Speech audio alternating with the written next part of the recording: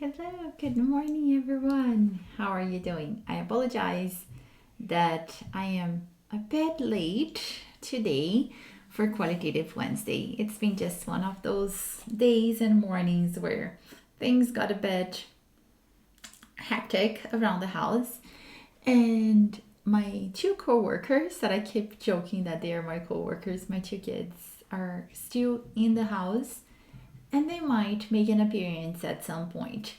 So I'll make those introductions officially if that happens, but if not, we'll just keep going. Today, yesterday, the blog post that came out was about effective methodologies, and it's a really complex topic that I am learning as well.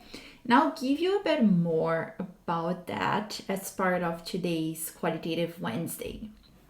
And one thing that I would like to talk about before we get there is exactly about being rigorous, part two.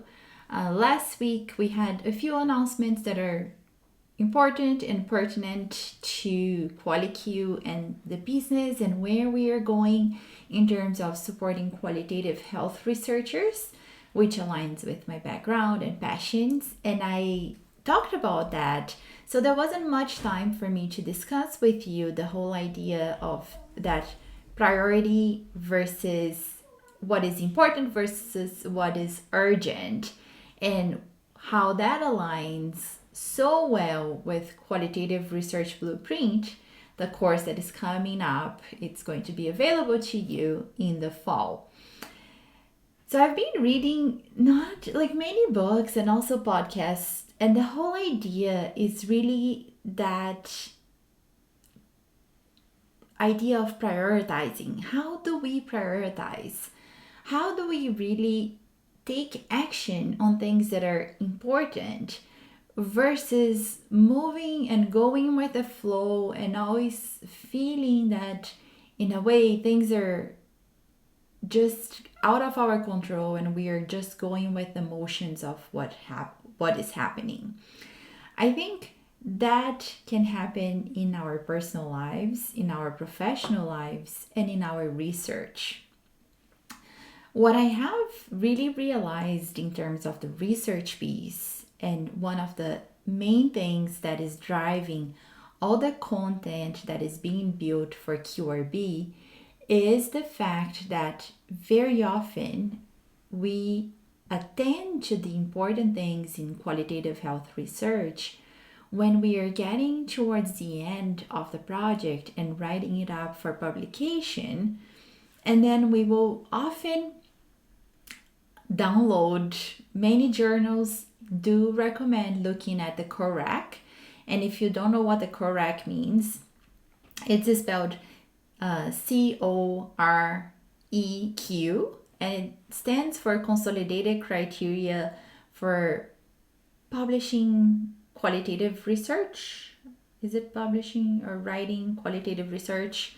And the correct criteria is definitely listed in many journals when you are reading author submission guidelines. They will say if you're writing a qualitative research and this article is reporting qualitative research, it's actually reporting, the word correct is consolidated criteria for reporting qualitative research. And if you're writing qualitative research, make sure you download and check correct 32, because it's the 32 items that you have there for qualitative research, specifically for studies that used interviews and focus groups for data collection.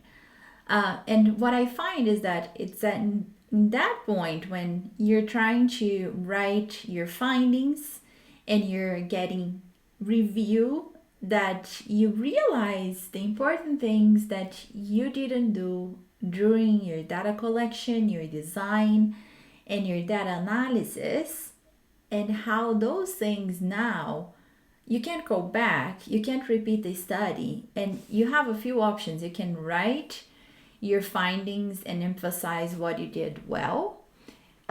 And in a way, it's almost, I say the word massaging. You can massage and kind of somehow try to write it well, what you didn't do well. So you try to explain, emphasize what's good, but you can't really go back and fix what you did not do well before. And the realization that things could have been done better happens when it's a bit too late. I say that it might sound judgmental and it might sound like, oh, like I know it all. But I can tell you that that comes from my experience. That was really how I experienced the review and publication process for my master's research. It was a qualitative project. I didn't have a lot of expertise. I didn't have any expertise at that point. I did a lot of learning by doing, and I made some crucial mistakes. And unfortunately, the review process for that publication was excruciating, and it took almost a year of going back and forth. But if you are someone who has ever written a paper, if you didn't get a rejection, if people gave you a chance to review, even it's like major revisions, we usually don't give up. We don't say, oh no, I'm not dealing with this. Like we keep trying because we know that if it's not a rejection, there is a chance there. And the chance is higher if you actually put the work into doing the revisions in a way that is really responding to what reviewers want. So my publication process for my master's work was a year-long process with 4 extensive reviews or revisions that came back and forth. And I don't want that to happen to you. And that's why in that blog post from last week, I talked about paying attention to what is important now, even though what is important is not as urgent as other aspects of your study. So what does that mean? There are things that always seem to scream urgency. Ethics approval, getting back to, well, if you need to submit amendments to institutional review boards, or if you have to get approval to put a poster somewhere to recruit participants, or change your whole project because now you're doing it online and it's not going to be in person anymore. So those things seem to really scream, please do it now. It's the most important thing. You have to do it now. And what we fail to do very often is schedule and make sure that the important things in terms of doing qualitative health research that is rigorous, that is valid, reliable, and that can be generalizable in the qualitative research sense are not being done when they need to be done. There are a number of rigor strategies. I call them verification strategies, and I like Maria's book for that, The Essentials of Qualitative Inquiry. And Maria Mayen is my my PhD supervisor and my mentor. And I like the verification strategies and how simply explained they are in her book. And those things, you can't do it all. Like in a qualitative research project, you're not going to be doing member checking, writing memos, and debriefing, and also writing a journal, and also doing, what else can we do? Let me think about, engaging in reflexivity, and also preparing for an audit trail. No one does it all, and you shouldn't be doing it all, because whatever you choose to do, you want to do it well. And what I am encouraging you to think about is, in the context of your project, what are you doing in terms of verification strategies?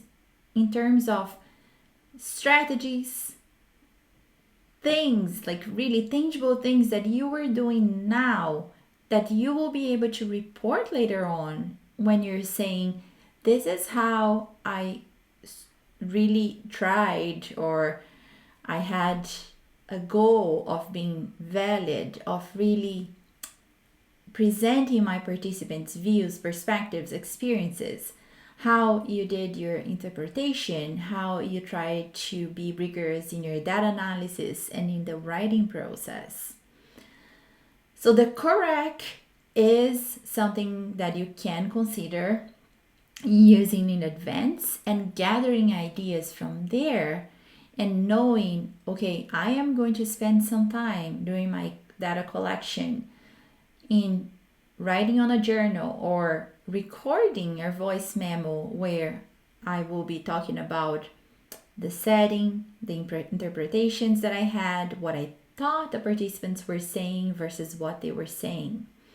Or I will build into my research. After a few interviews, I'm going to prepare a summary and find an opportunity or create an opportunity for participants to check on the preliminary results. Whatever it is that you do, it should be planned in advance, not an afterthought that you try to kind of like make up for when you're being reviewed or when someone later on in your project is asking you a question about how you were rigorous in your qualitative health research.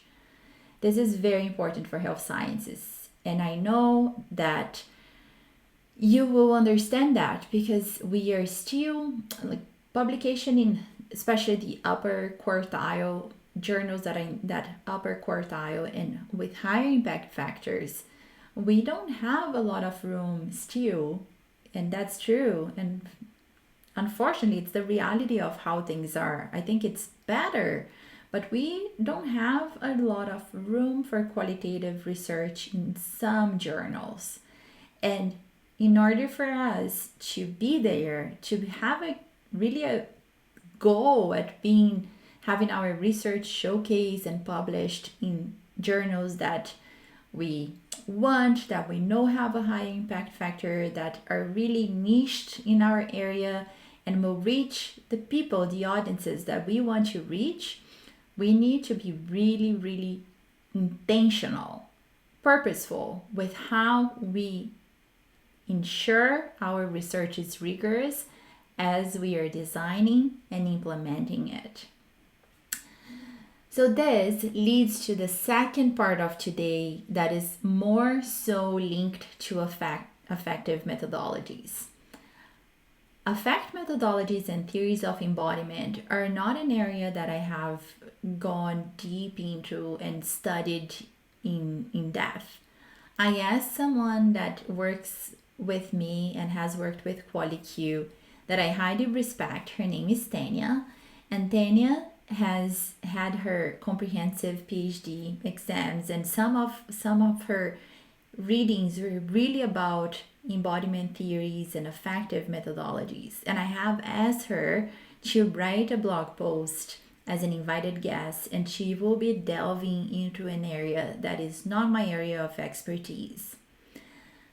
Still, why am I trying to learn affective methodologies? Especially because they are just like starting and you're starting to see them in health research. So why am I trying to learn more? I'm trying to actually learn the connection between affective or affect with an A, in case my beautiful accent doesn't allow you to understand. So it's affect with an A. I'm trying to learn how we are affected and we affect our qualitative health research, how that leads to the emotions that we realize, and the role of reflexivity in allowing us to understand those affective processes that happen during our qualitative work. I think that understanding affect, even if you're not conducting a qualitative health research that is using affective methodologies, I still think that understanding affect and the role it plays in how we feel in our bodies and the emotions that come out throughout our research is extremely important. It is part of understanding who we are and how that reflects in our research. So I'm trying to connect all the dots in my head, and you might have noticed that they're a bit scattered. If you read the blog post and you're like, oh, she didn't say much there. Well, welcome to where I am right now. You're getting a really good insight into what my brain is going through as I'm trying to learn more about this. But I'm being very sincere that this is where I am at right now. I'll try to offer you more through Tanya and through her brain and how much she has learned and studied about this. What I want you to really take away is how I think it is important to anyone who does qualitative research, not only to those who are trying to do effective methodologies, because it's one of those things. Being affected and affecting things is part of, I think, the human experience, and being researchers who are humans, who are trying to explore, investigate, understand human experience. We can't really avoid affect. I think that would be a fallacy, a lie that we are selling ourselves and anyone who is reading our research. So rather than ignoring, I am really interested in seeing how we can put it into words, into a journal, or understanding a fact through reflexivity and what we do with it along our research. And it's, to be sincere, it's super exciting in a way, but in another way, or parallel to being excited, it can be a bit scary, because I think it does bring out that vulnerability, the emotions that we might feel that we don't even know that are there. And all those things, I think, are interesting aspects of doing qualitative research. It's what actually makes me really, I would say, drawn to qualitative research. But I would really be cautious to be dragging health researchers into that journey before they are ready to. However, I would think that they might be avoiding something that is almost unavoidable and not doing as well as they could do as qualitative health researchers if they are not embarking on that journey. So I'm trying to learn so I can really support the people that I'm trying to support in their qualitative health research journeys. And with that, I will close today's Qualitative Wednesday. I hope you all have an excellent week. I can't believe we are coming to the end of August, which also means we are coming close to the end of summer in the North Hemisphere. And summer has been nice. It's been too short where I live, but that's how it goes. Seasons. We are all moving through them and trying to do the best we can throughout this season. And I feel like throughout this COVID and pandemic season that we are definitely experiencing for longer than we would have wanted, but that's how things are going. So thank you for tuning in today. And if you're watching this later, either on Facebook or YouTube, send us a message. Let us know if you have any ideas or any insights about effective methodologies that you would like to see us covering or discussing or learning with you. Because as you can see, I am learning. So I wouldn't even pretend that I am the expert, but learning together is one of the goals of us being here and being qualitative minds together. Take good care, and I'll see you next week. Bye.